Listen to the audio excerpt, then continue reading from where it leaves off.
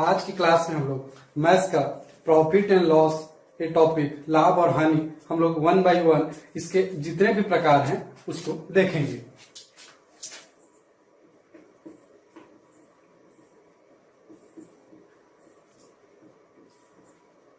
लाभ और हानि, प्रॉफिट एंड लॉस। सबसे पहले लाभ और हानि को समझने के लिए हमको लाभ और हानि से कुछ बेसिक चीजें हैं उनको याद रखना होगा, जो कि क्वेश्चन सॉल्व करने के दौरान हमको हेल्प होगा। सबसे पहले ये जाने हम लोग कुछ टर्म है लाभ और हानि से संबंधित, जैसा कि क्रय मूल्य, कॉस्ट प्राइस। क्रय मूल्य वह मूल्य है, वह मूल्य जिस मूल्य से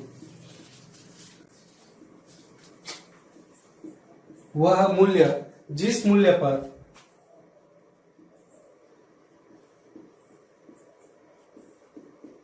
किसी वस्तु को खरीदा जाए, किसी वस्तु को खरीदा जाए। क्रय मूल्य वह मूल्य है जिस मूल्य पर किसी वस्तु को किसी के द्वारा खरीदा जाए, वह हमारा क्रय मूल्य कॉस्ट प्राइस कहलाता है। ऐसे ही विक्रय मूल्य, जिसको हम लोग सेलिंग प्राइस बोलते हैं, वह मूल्य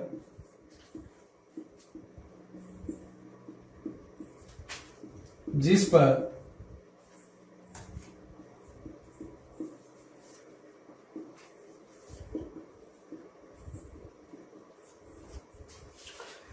विक्रय मूल्य, सेलिंग प्राइस वह मूल्य जिस मूल्य पर किसी वस्तु को बेचा जाए, वह मूल्य विक्रय मूल्य सेलिंग प्राइस कहलाता है। इसी तरह देखें हम लोग क्रय मूल्य, विक्रय मूल्य, साथ में लागत मूल्य। लागत मूल्य वह मूल्य है जिस मूल्य पर कोई वस्तु तैयार की जाए, जिस मूल्य पर कोई वस्तु तैयार की जाए। सपोज हमें एक कुर्सी बनाना है, उस कुर्सी की लागत 100 रुपए है, तो यही मूल्य मेरा लागत मूल्य होगा। जिस मूल्य पे कोई वस्तु को तैयार किया जाए वही मूल्य लागत मूल्य कहलाता है। इस तरह हमने लाभ और हानि से संबंधित 3 चीजों को देखा कि क्रय मूल्य किसे कहते हैं, विक्रय मूल्य किसे कहते हैं और लागत मूल्य किसे कहते हैं। क्रय मूल्य वह मूल्य है जिस मूल्य पर किसी वस्तु को खरीदा जाए, विक्रय मूल्य वह मूल्य है जिस मूल्य पर किसी वस्तु को बेचा जाए, और लागत मूल्य वह मूल्य है जिस मूल्य पर कोई वस्तु तैयार की जाए। साथ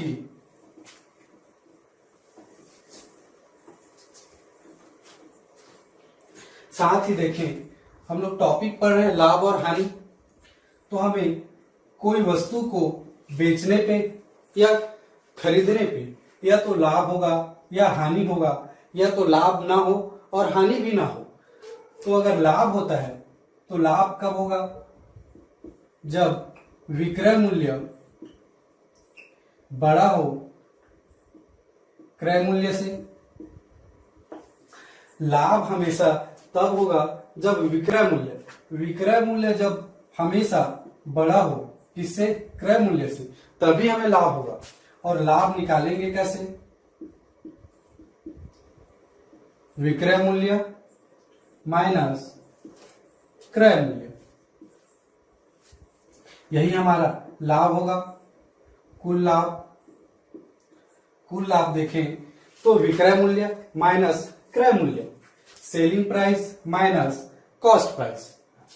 इसी तरह किसी वस्तु को बेचने से या खरीदने से हो सकता है हमें हानि हो, तो हानि तभी होगा जब क्रय मूल्य बड़ा हो विक्रय मूल्य से। हानि तभी होगा जब क्रय मूल्य बड़ा हो विक्रय मूल्य से। हानि तभी होगा जब क्रय मूल्य बड़ा हो विक्रय मूल्य से। और अगर हमको निकालना हो कि हमें कुल हानि कितना हुआ है, तो कुल हानि इक्वल टू क्रय मूल्य कॉस्ट प्राइस माइनस विक्रय मूल्य सेलिंग प्राइस। इस तरह से हम लोग देखें, हम लोग टॉपिक ही पढ़ रहे हैं लाभ और हानि। इससे पहले हमने देखा कि क्रय मूल्य किसे कहते हैं, विक्रय मूल्य किसे कहते हैं, लागत मूल्य क्या होता है। उसी तरह अगर क्रय है विक्रय है तो हमें लाभ भी होगा, हो सकता है हानि भी हो, या फिर लाभ और हानि दोनों ना हो। तो अगर लाभ तभी होगा जब विक्रय मूल्य क्रय मूल्य से बड़ा हो, और हानि तभी होगा जब क्रय मूल्य बड़ा हो विक्रय मूल्य से। और अगर निकालने के लिए देखें तो हमें ये याद रखेंगे कि कुल लाभ निकालने के लिए विक्रय मूल्य माइनस क्रय मूल्य, साथ ही अगर हमें कुल हानि निकालना है तो क्रय मूल्य माइनस विक्रय मूल्य।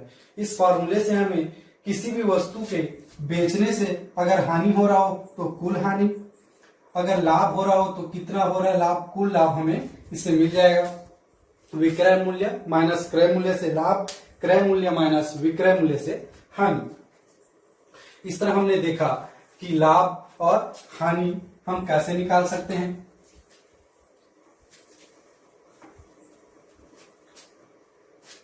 अब देखें कि लाभ और हानि तो हो रहा है, साथ ही अगर हम कोई चीज को बेच रहे हैं, वस्तु को बेच रहे हैं, तो हमें लाभ हो रहा है, तो कितना प्रतिशत लाभ हो रहा है, और अगर हानि हो रहा है तो कितना प्रतिशत हानि हो रहा है, ये भी हमें पता हो। तो अगर हमें लाभ प्रतिशत चाहिए तो ये फॉर्मूला याद हो, लाभ प्रतिशत के लिए कुल लाभ इंटू 100 डिवाइडेड बाय क्रय मूल्य। यहां पे एक चीज ध्यान देने वाली बात है कि अगर हम लोग लाभ प्रतिशत निकाल रहे हैं तो फॉर्मूला तो हमें याद है, लाभ प्रतिशत इक्वल टू कुल लाभ इंटू 100 डिवाइडेड बाय क्रय मूल्य, total profit into 100 divided by cost price. लाभ और हानि, इस चीज को हम लोग ध्यान रखेंगे कि लाभ और हानि हमेशा क्रय मूल्य पे ही होगा, हमेशा प्रॉफिट परसेंटेज हमेशा कॉस्ट प्राइस पे ही होगा। अगर जब भी हम लोग निकाल लें कि लाभ हो रहा है कि हानि हो रहा है तो बेस हमारा क्या होना चाहिए, क्रय मूल्य कॉस्ट प्राइस। हमेशा इस चीज को हमेशा ध्यान रखिएगा कि क्रय मूल्य कॉस्ट प्राइस पे ही लाभ या हानि होगा। साथ ही देखें हानि प्रतिशत लॉस परसेंटेज, तो इसके लिए भी हमें कुल लाभ इंटू हानि प्रतिशत निकाल रहे हैं तो कुल हानि divided by 100 into 100 divided bye क्रय मूल्य। हमने देखा कि लाभ प्रतिशत में कुल लाभ इंटू 100 डिवाइडेड बाय क्रय मूल्य। तो वैसे ही अगर हानि प्रतिशत निकालना हो तो हमें कुल हानि पता हो। हानि प्रतिशत निकालने के लिए हमें सबसे पहले कुल हानि पता हो, इंटू 100 डिवाइडेड बाय अगर क्रय मूल्य कर दें तो हमें किसी भी लेन देन में कितना हानि प्रतिशत हो रहा है वो हम निकाल सकते हैं। यहां भी इस चीज को हमेशा ध्यान रखिएगा कि क्रय मूल्य पे ही लाभ या हानि होता ही है, तो बेस हमेशा हमारा क्रय मूल्य ही होगा। इस चीज को हमेशा याद रखिएगा। जो स्टूडेंट मैथ्स बैकग्राउंड से नहीं है उनके लिए ही है ये कि हमेशा लाभ और हानि क्रय मूल्य पे ही होगा। इस चीज को गांठ बांध के रख लें ताकि क्वेश्चन सॉल्व करते हुए हमें कोई गलती ना हो। इस तरह से हमने देखा कि लाभ प्रतिशत के लिए कुल लाभ इंटू 100 डिवाइडेड बाय क्रय मूल्य, हानि प्रतिशत इक्वल टू कुल हानि इंटू 100 डिवाइडेड बाय क्रय मूल्य। इन सारी चीजों को हम लोग याद करते चले जाएं, या आप इस वीडियो को देख रहे हैं तो साथ ही साथ इन सभी फॉर्मूलाज को एक जगह लिखते चले जाएं, जिससे आप सभी को क्वेश्चन प्रश्न हल करते समय, सॉल्व करते समय आसानी हो। इस तरह से हमने देखा कि क्रय मूल्य क्या है, विक्रय मूल्य क्या है, लागत मूल्य क्या है, हानि क्या है, लाभ कब होगा, हानि कब होगा, लाभ परसेंटेज कैसे निकालेंगे और हानि प्रतिशत कैसे निकालेंगे। साथ ही कुछ फॉर्मूला और भी है जिसे हमें याद रखना हो। सपोज हमें विक्रय मूल्य निकालना है, विक्रय मूल्य निकालना है। इसके लिए अगर हमें क्रय मूल्य पता हो, क्रय मूल्य इंटू 100 डिवाइडेड बाय विक्रय मूल्य इज इक्वल टू क्रय मूल्य इंटू 100 प्लस लाभ प्रतिशत डिवाइडेड बाय 100। अगर मुझे क्रय मूल्य पता हो और लाभ प्रतिशत पता हो, अगर किसी भी लेन देन में, इस फॉर्मूले को याद रखिए, जब लाभ हो और हमें लाभ प्रतिशत और क्रय मूल्य पता हो तो हम लोग डायरेक्ट इस फॉर्मूले से विक्रय मूल्य निकाल सकते हैं। ये कई क्वेश्चन में हमें सीधा हेल्प करेगा। विक्रय मूल्य इक्वल टू क्रय मूल्य इंटू 100 प्लस लाभ प्रतिशत डिवाइडेड बाय 100। इसी तरह ही अगर हमें जब हानि हो रहा हो तो विक्रय मूल्य क्या होगा, विक्रय मूल्य इक्वल टू क्रय मूल्य इंटू 100 माइनस हानि प्रतिशत डिवाइडेड बाय 100। इसी तरह अगर किसी लेन देन में हमें विक्रय मूल्य निकालना हो और उस लेन देन में हमें हानि हो रहा हो, लॉस हो रहा हो, तो सेलिंग प्राइस कैसे निकलेगा। अगर हमें कॉस्ट प्राइस पता हो, लॉस परसेंटेज पता हो, तो हम लोग सीधे इस फॉर्मूले का यूज करके विक्रय मूल्य सेलिंग प्राइस निकाल सकते हैं। विक्रय मूल्य इक्वल टू क्रय मूल्य इंटू 100 माइनस हानि प्रतिशत डिवाइडेड बाय 100। अगर हानि हो तो इस फॉर्मूले का। साथ ही अब देखिए हम लोग विक्रय मूल्य निकाल लिए लाभ और हानि से। उसी तरह अगर क्रय मूल्य निकालना हो तो क्रय मूल्य इज इक्वल टू विक्रय मूल्य इंटू 100 डिवाइडेड बाय 100 प्लस लाभ प्रतिशत। अगर हमें क्रय मूल्य निकालना हो, कॉस्ट प्राइस निकालना हो और हमें लाभ प्रॉफिट परसेंटेज और सेलिंग प्राइस विक्रय मूल्य पता हो, तो हम लोग सीधे जब लाभ हो तब क्रय मूल्य कैसे निकालें। क्रय मूल्य इक्वल टू विक्रय मूल्य इंटू 100 डिवाइडेड बाय 100 प्लस लाभ प्रतिशत। साथ ही अगर विक्रय मूल्य ही निकालना हो, क्रय मूल्य निकालना हो, अगर हानि हो, मैं थोड़ा जगह नहीं है इसलिए ऊपर मिटा रहा हूं। क्रय मूल्य निकालना है, क्रय मूल्य जब क्या हो, जब हानि हो, क्रय मूल्य इक्वल टू विक्रय मूल्य इंटू 100 डिवाइडेड बाय 100 माइनस हानि प्रतिशत। इसी तरह ही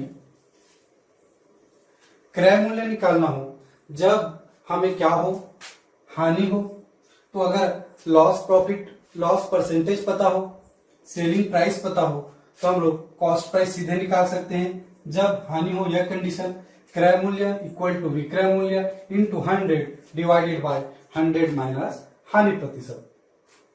तो इसी तरह मैंने जितने भी फॉर्मूले बताए, अगर आप ये वीडियो देख रहे हैं तो इस सारे फॉर्मूले को हो सके तो एक पेज में एक जगह आप इसको नोट करके रखें। साथ ही जब हम लोग 1 बाय 1 सारे क्वेश्चन करते जाएं अलग अलग टाइप्स का। सबसे पहले हम लोग जो सिंपल क्वेश्चन है, साधारण प्रश्न, उन सबको करते चले जाएंगे।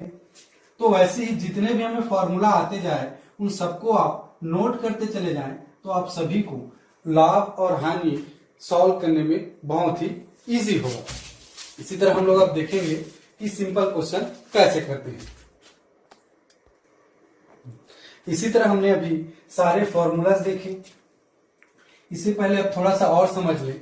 कईयों को यह भी दिक्कत होता है कि क्रय मूल्य वह मूल्य जिससे हम किसी वस्तु को खरीदते हैं, कईयों को यह भी समझ नहीं आता।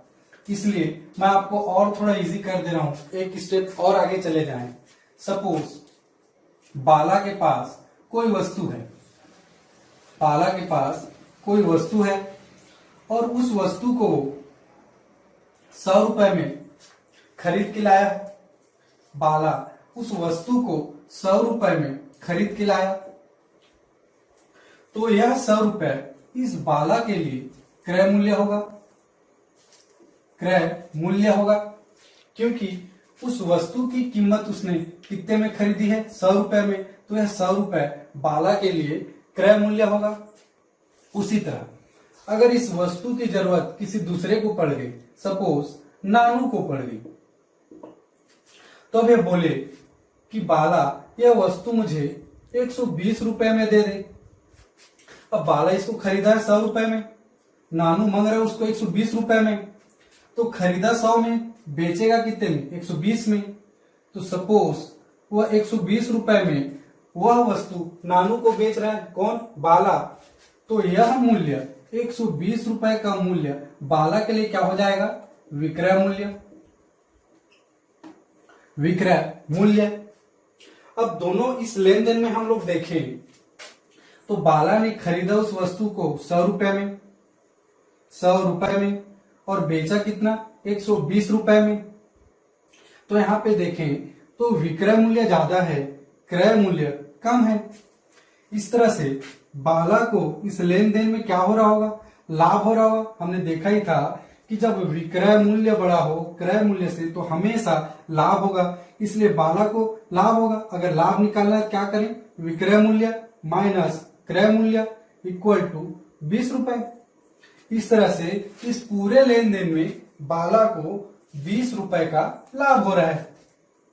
इसी तरह लाभ हो रहा है तो लाभ प्रतिशत भी होगा, लाभ प्रतिशत भी निकालेंगे। तो हमने बताया था फॉर्मूले में कि लाभ प्रतिशत के लिए आपको क्या चाहिए, कुल लाभ, कुल लाभ इंटू 100 डिवाइडेड बाय क्रय मूल्य। इस तरह से आप क्रय मूल्य और विक्रय मूल्य को इजिली समझ सकते हैं। अब आइए देखते हैं सारे क्वेश्चन को 1 बाय 1। हेलो, हमने अभी सारे फॉर्मूला को एक साथ देखा।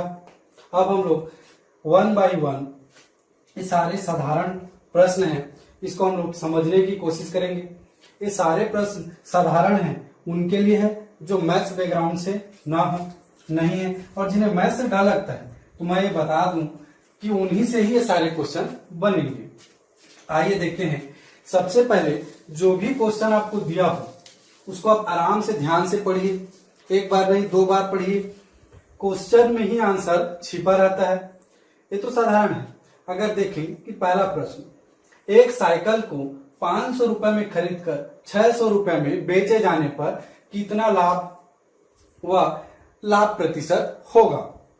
तो इस क्वेश्चन में हमको देखने से ही पता चल रहा है कि सॉल्यूशन 1 में जाए हम लोग। एक साइकिल को 500 रुपए में खरीदकर, हमने देखा ही था कि वह मूल्य, जिस मूल्य से किसी वस्तु को खरीदा जाए वह हमारा क्रय मूल्य होता है।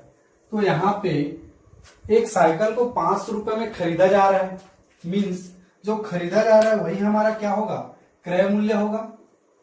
तो क्रय मूल्य, कॉस्ट प्राइस उस साइकिल का कितना है, 500 रुपए। अगर ध्यान से देखें कि वह मूल्य जिस मूल्य पे किसी वस्तु को खरीदा जा रहा है, 500 रुपए में यहाँ पे साइकिल खरीदा जा रहा है, क्रय मूल्य कितना हुआ, 500 रुपए। और आगे देखें तो यही साइकिल को 600 रुपए में बेच रहा है, मीन्स वह मूल्य जिस मूल्य पे किसी वस्तु को बेचा जाए वही हमारा विक्रय मूल्य होता है। तो यहाँ पे अगर देखें तो विक्रय मूल्य कितना है, विक्रय मूल्य है 600 रुपए।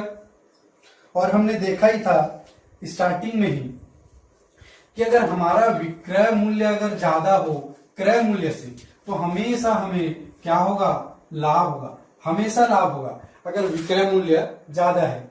तो हमें इस क्वेश्चन में पूछा ही गया कि लाभ क्या होगा और लाभ प्रतिशत क्या होगा।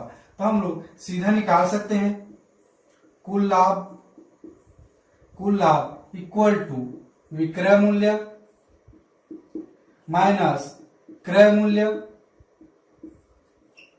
या total profit equal to selling price minus cost price. तो कुल लाभ हमें विक्रय मूल्य है 600 रुपए और क्रय मूल्य है 500 रुपए। तो कुल लाभ हमें 100 रुपए हो रहा है। कुल लाभ इस तरह से हमें पहला प्रश्न जो पूछा गया था इस क्वेश्चन में लाभ कितना हो रहा है, तो लाभ हमें 100 रुपए का हो रहा है। एक साइकिल को 500 में खरीद कर 600 में बेचने से लाभ हमें 500 रुपए का हो रहा है।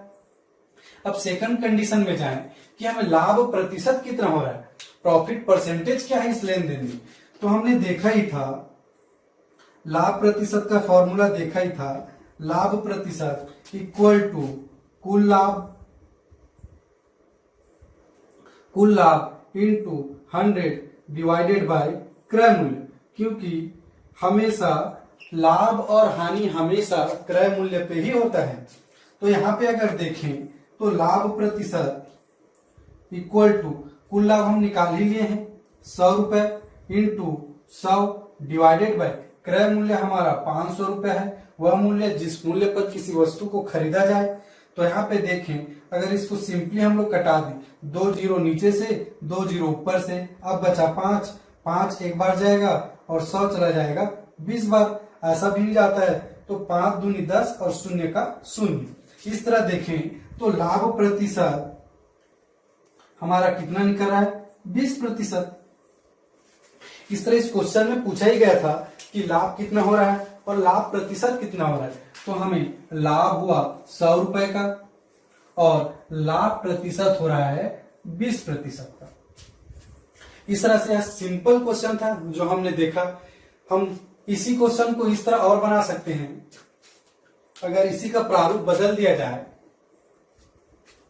इसी का प्रारूप बदल दिया जाए क्वेश्चन का। देखिए इस क्वेश्चन में तो लाभ हुआ हमें, अगर इसी क्वेश्चन का मैं प्रारूप बदल दूं कि एक साइकिल को 600 रुपए में खरीद कर, एक साइकिल को 600 रुपए में खरीद कर 500 रुपए में अगर बेचा जाए, अगर मैं यही इस क्वेश्चन को थोड़ा प्रारूप चेंज कर दूं कि एक साइकिल को 500 रुपए में खरीद कर 600 रुपए में बेचा जाए, तो हानि क्या होगा और हानि प्रतिशत क्या होगा, हानि प्रतिशत क्या होगा। तो इसी क्वेश्चन को अगर हम लोग देखना चाहें तो देख सकते हैं कि वह मूल्य जिस मूल्य पर किसी वस्तु को खरीदा जाए वो क्रय मूल्य होता है। क्रय मूल्य यहाँ पे 500 हो गया है इसी क्वेश्चन को दूसरे टाइप से देखें तो, और वह मूल्य जिस मूल्य से किसी वस्तु को बेचा जाए वह मूल्य विक्रय मूल्य होता है। 600 रुपए में बेचा जा रहा है तो क्रय मूल्य 500 और विक्रय मूल्य कितना हो गया 600। तो हमने देखा था कि अगर क्रय मूल्य, अगर हम विक्रय मूल्य क्वेश्चन को सेम ही कर दिए क्या, सॉरी हमने कहा था कि अगर प्रारूप चेंज करें तो प्रारूप चेंज करें तो इसको 6 और इसको 500 करें कि एक साइकिल को 600 में खरीद के 500 में बेचा जाए, तो वह मूल्य जिस मूल्य से किसी वस्तु को खरीदा जाए वह क्रय मूल्य, और विक्रय मूल्य 500 में बेचा जा रहा है तो वह विक्रय मूल्य 500 होगा। तो हमने देखा ही था कि वह अगर क्रय मूल्य ज्यादा है विक्रय मूल्य से तो हमेशा हमें क्या होगा, हानि होगा। इस तरह से हम लोग कुल हानि निकाल सकते हैं। इसके लिए हम लोग क्या करेंगे, क्रय मूल्य माइनस विक्रय मूल्य, total loss equal to cost price minus selling price.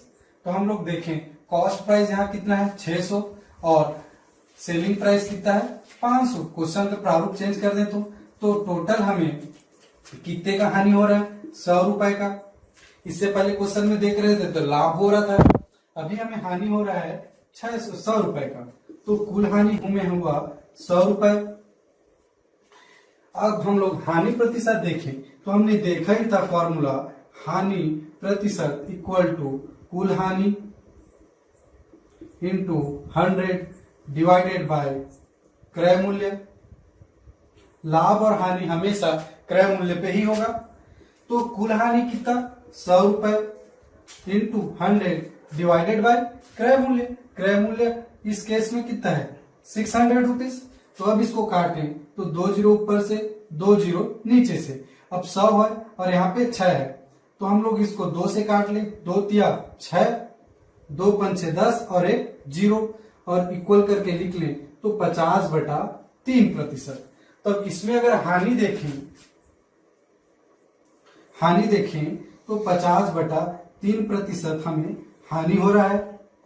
इस तरह से देखें, इस क्वेश्चन में हमने देखा कि लाभ और हानि दोनों केस में हमें कितना कितना हो रहा है। तो इसमें हानि 100 रुपए हुआ और हानि प्रतिशत 50/3 हुआ। इसी तरह हमने पहले क्वेश्चन को दोनों प्रारूप को देखा।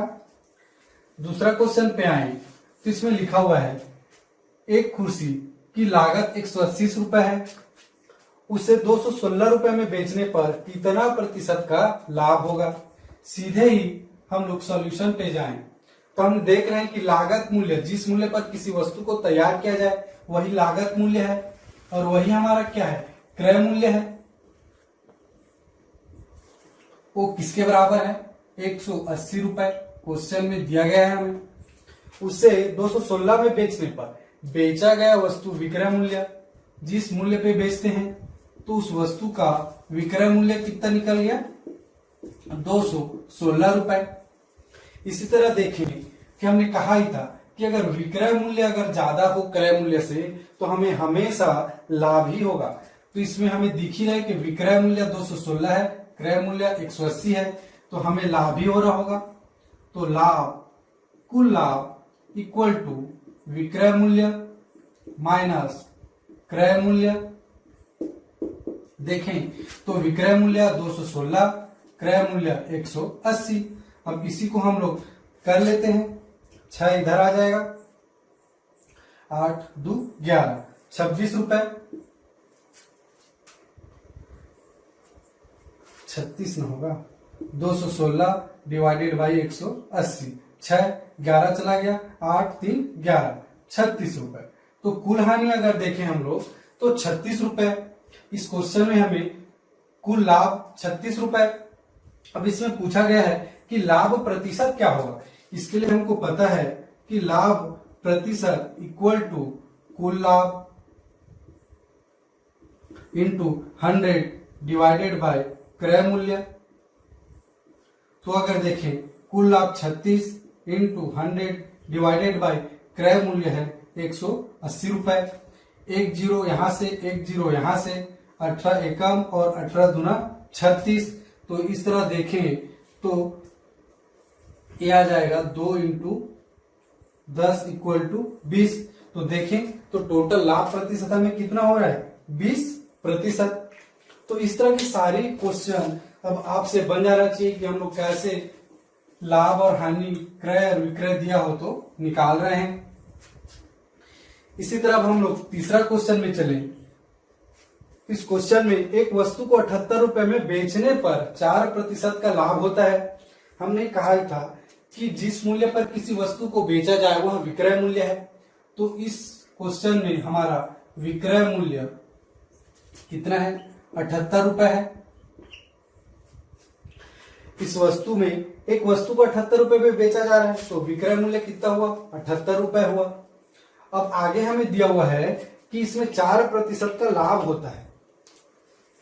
अगर किसी वस्तु को 78 रुपए में बेचने पे हमें 4% का लाभ होता है तो हमें लाभ प्रतिशत कितना दिया हुआ है?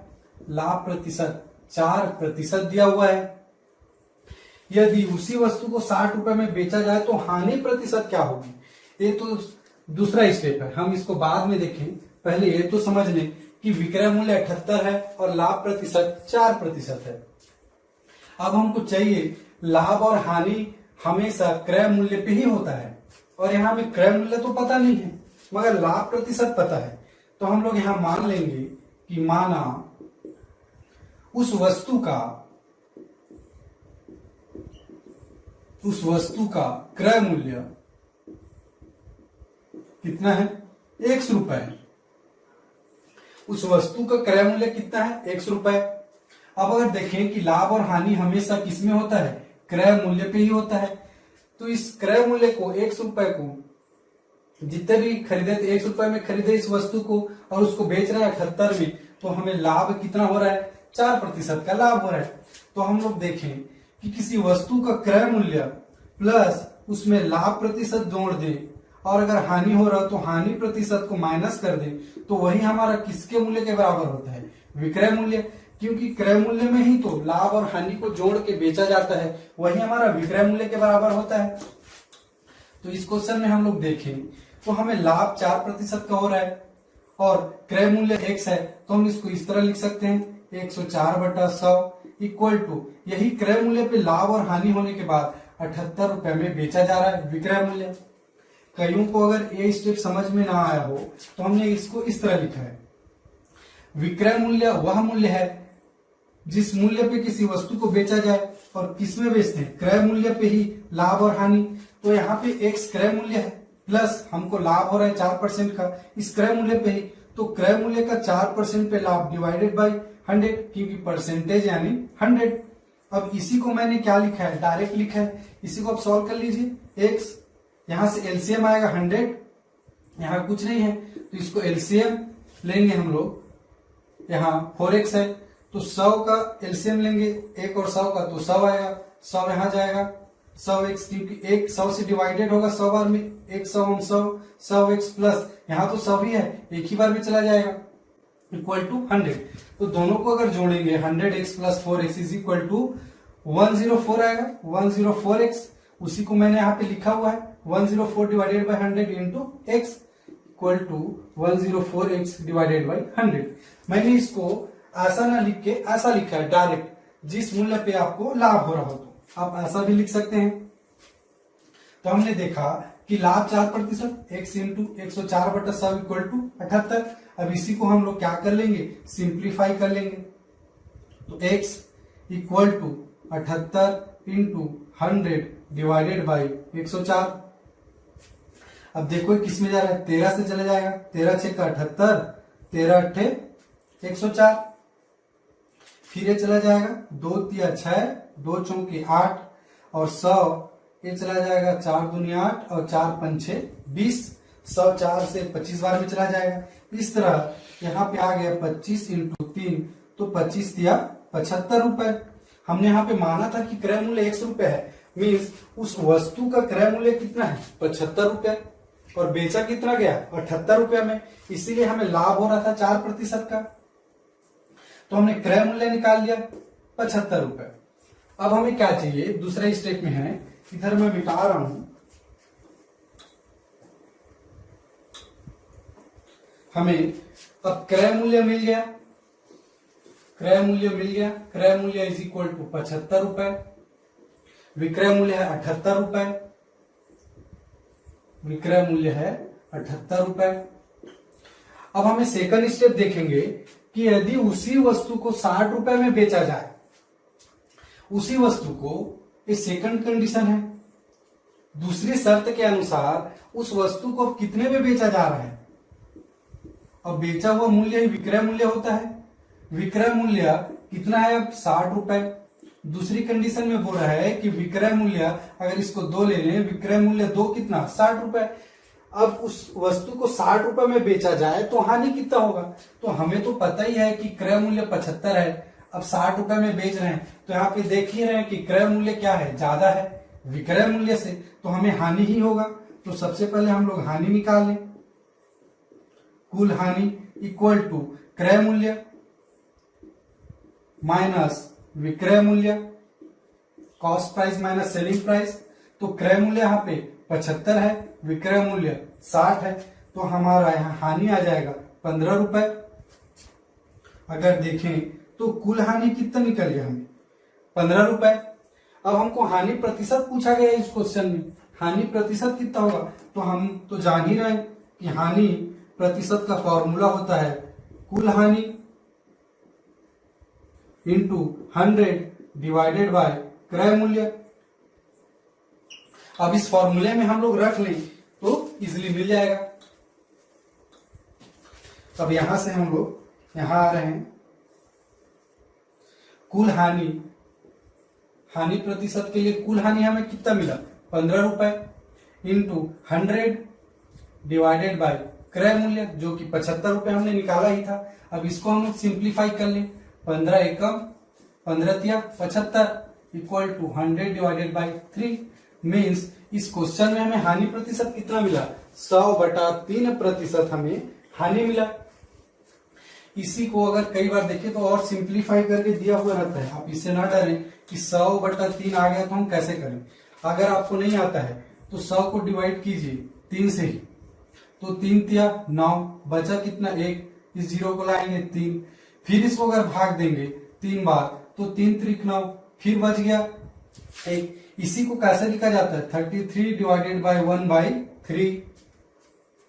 33 को 3 से गुना करो 99 प्लस यहाँ पे प्लस है 100/3 इनडायरेक्टली कितना आ जाएगा 100/3। तो कई जगह ऑप्शन में ये भी लिखा मिलेगा, तो अब घबराइए नहीं, हम जो आंसर लाए हैं वो सही है, लिखने का प्रारूप बस चेंज है। 100/3 लिखिए या फिर 33/1/3% लिखिए, दोनों सही है आपका। इसी तरह से एक क्वेश्चन और देखेंगे, लाभ और हानि का सिंपल क्वेश्चन है। हमारा चौथा क्वेश्चन अगर देखें तो इस क्वेश्चन में एक व्यक्ति ने 20 सेब 100 रुपए में बेचे, एक सेब को 20 सेब को 100 रुपए में बेचा और 20% का लाभ प्राप्त किया। तो हम लोग देखें तो 20 सेब का विक्रय मूल्य कितना है 100 रुपए है, क्योंकि यहाँ पे दिया हुआ है 20 सेब 100 रुपए में बेचा गया और बेचा हुआ मूल्य है विक्रय मूल्य है, मगर वहां एक सेब का नहीं है, 20 सेब का विक्रय मूल्य 100 रुपए है और इस लेन देन में उसे कितने प्रतिशत का लाभ हो रहा है, तो लाभ हो रहा है 20% का। इस तरह से देखें तो 20 सेब को 100 रुपए में बेचने से उसे 20% लाभ हो रहा है और हम जानते हैं कि लाभ प्रतिशत हमेशा क्रय मूल्य पे होता है और यहाँ पे हमें क्रय मूल्य दिया हुआ नहीं है, इसलिए हम लोग मान लेंगे कि माना हम एक सेब का नहीं है इसलिए 20 सेब का ही मानेंगे, माना 20 सेब का क्रय मूल्य कितना है 100 रुपए है। अब यही क्रय मूल्य पे ही हम लोग बोल रहे हैं कि हमेशा लाभ और प्रॉफिट हमेशा क्रय मूल्य पे होता है। तो अगर देखें तो क्रय मूल्य आ गया, प्रॉफिट परसेंटेज है और विक्रय मूल्य है, तो अब हम इसको किस तरह से लिख सकते हैं x इंटू 120/100 और यही विक्रय मूल्य के बराबर कितना आएगा 100। हमने अभी देखा ही था कि अगर आप इस फॉर्मेट को नहीं समझ पा रहे हैं तो हमने बताया ही था कि जो विक्रय मूल्य होता है वो क्रय मूल्य प्लस उसमें प्रॉफिट और लॉस इंक्लूडेड रहता है, वही हम इंक्लूड किए हैं। इसको इस तरह से भी आप लिख सकते हैं x इंटू 20/100, ये 120/100 ही आ जाएगा। तो अगर इस तरह से अगर लिखें तो आप इसको सिंप्लीफाई कर लें, 10 यहां से तो x is equal to a यहां से चला जाएगा, पक्षांतर करेंगे तो डिवाइडेड बाई 12। अब इसको हम लोग जैसा भी काटने में कईयों को दिक्कत होता है तो आप 1/1 काट सकते हैं, 2 6 का 12, 2 5 6 10 और 2 0, फिर इसको काट सकते हैं 2 3 6, 2 दूनी 4, 2 5 6 10 और 50। तो simply x is equal to कितना आ गया 250/3। यह x क्या है 20 सेब का क्रय मूल्य है, 20 सेब का क्रय मूल्य, उसी को तो हम लोग माने हैं 100 रुपए, वही कितना है 250/3। अब क्वेश्चन में देखें आगे कि एक व्यक्ति 20 सेब को 100 रुपए में बेचा और उसे 20% का लाभ प्राप्त हुआ, तो उसने 100 रुपए में कुल कितने सेब खरीदे थे। अब देखिए कि 100 रुपए में कितने सेब खरीदे थे, ये हमारा सेब है, 20 सेब का क्रय मूल्य है और ये कितना है 250/3 रुपए। अब हमें 100 रुपए में सेब लाना है तो यहाँ 20 सेब है, उसका मूल्य x 20 सेब का मूल्य, क्रय मूल्य हम लोग माने थे x को, और इधर कितना है 250/3 रुपए में। तो मैं यहाँ 100 इंटू कर दूं जो कि रुपए है, और उस चीज को मेंटेन करने के लिए 100 इधर इंटू कर दूं, क्योंकि अगर एक ही मान की वैल्यू दोनों साइड अगर आप इंटू करते हैं तो उसका मान बदलता नहीं है। इस तरह से अगर कर दूं, और इसको मैं अगर सिंप्लीफाई करना चाहूं तो 100 रुपए तो हमें चाहिए, इसको हम लोग नहीं काटेंगे इसलिए। अब इसको पक्षांतर करते हैं, जगह नहीं है इसलिए मैं ऊपर लिख रहा हूं। अब इसको हम लोग पक्षांतर करें, 100 इंटू 20 इंटू 3/250 इक्वल टू, ये 100 रुपए था, और x तो हम लोग माने ही है कि वो सेव का क्या है, क्रय मूल्य है। अब इसको डिवाइड कर लीजिए, सिंप्लीफाई कर लीजिए।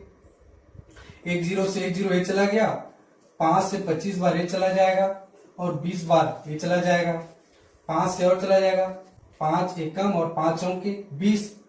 तो ये कितना हो गया, 4 इंटू 2 इंटू 3 इक्वल टू 100 रुपए। तो अगर देखें तो 4 दूनी 8 और 8 दिया 24 सेब, यही x तो सेब के रूप में आ रहा था, इक्वल टू कितना 100 रुपए। और हमने यहाँ पे देखा ही था कि 100 रुपए में कुल कितने सेब खरीदे, तो 100 रुपए में कितना सेब खरीदा है, 24 सेब खरीदा है। इस तरह से हमने सिंपल क्वेश्चन को सॉल्व करने की कोशिश की 1 बाय 1, और हम लोग क्वेश्चन करते चले जाएंगे।